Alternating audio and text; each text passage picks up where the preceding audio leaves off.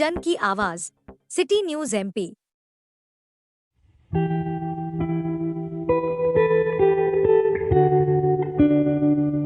विंध्य में केसरिया वस्त्र पहनकर पूर्वजों का किया जाता है तर्पण। पूर्वजों की आत्म शांति के लिए केसरिया वस्त्र पहनकर करते हैं पिंडदान। भारतीय परंपरा पुनर्जन्म पर विश्वास करती है।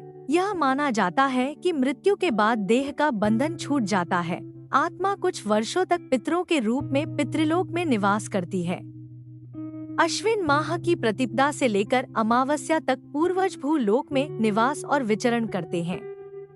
इस अवधि में पितरों का पूजन करके उन्हें जल अर्पित किया जाता है। इस प्रक्रिया द्वारा हम अपने पूर्वजों के ऋण से मुक्ति पाते हैं। इसी अवधि में विंध्य के अधिकतर निवासी केसरिया वस्त्र पहनकर गयाजी में पितरों का अंतिम रूप से श्राद्ध और तर्पण करते हैं। गया में पिता, चाचा, दादा, परदादा आदि का पिंडदान किया जाता है। माता, दादी, परदादी आदि का पिंडदान बद्रीनारायण धाम में ब्रह्म कपाल में होता है। इसके लिए पितृपक्ष की बाध्यता नहीं है। भारतीय परंपरा में जीवन और मृत्यु के रहस्यों को धार्मिक और आध्यात्मिक ग्रंथों में अलग अलग रूपों में वर्णित किया गया है, लेकिन सभी मान्यताओं में इस बात स्पष्ट उल्लेख है कि अपने पूर्वजन्म के कर्मों और वर्तमान जन्म के कर्मों के आधार पर हमारा अगला जन्म निर्धारित होता है।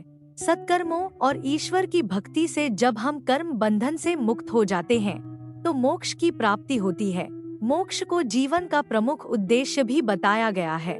मृत्यु और अगला जन्म होने के बीच का समय जीवात्मा पितर के रूप में बिताती है। उसे मुक्त करने के लिए पितृपक्ष में जीवात्मा के वंशज गयाजी जाकर पिंडदान करते हैं। प्रथम पिंडदान पुनपुन नदी के किनारे किया जाता है।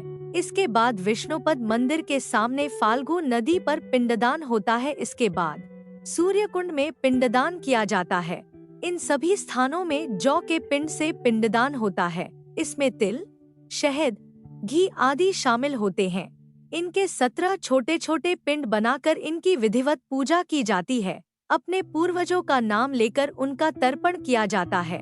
इसके बाद सीता कुंड में रेत के बने पिंड से पिंडदान होता है। काकवातीय और प्रेतशिला में भी पिंडदान किया जाता है। पूर्वजों के अंतिम संस्कार स्थल से लाई गई मिट्टी प्रेतशिला में ही छोड़ दी जाती है। अंतिम पिंडदान ब्रह्म सरोवर में किया जाता है। यहाँ पर खोवे से पिंडदान किया जाता है। इसके बाद पिंडदान करने वाले ब्रह्म सरोवर में स्नान करके केसरिया वस्त्रों का वहीं पर त्याग कर देते हैं।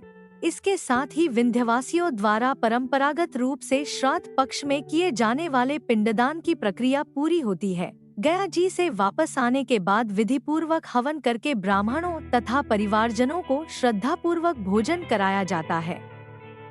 पूर्वजों की मुक्ति की प्रक्रिया इसके साथ ही पूर्ण होती है।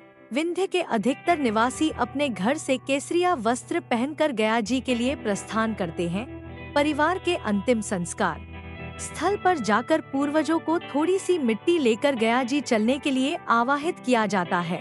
परिवारजन पुष्पमालाओं तथा शंख घड़ियाल के साथ पितरों को गया जी के लिए विदा करते हैं। केसरिया वस्त्र त्याग का प्रतीक है। हम अपने पूर्वजों का पिंडदान और तर्पण करके उनका मृत्युलोक और पितृलोक से त्याग करते हैं।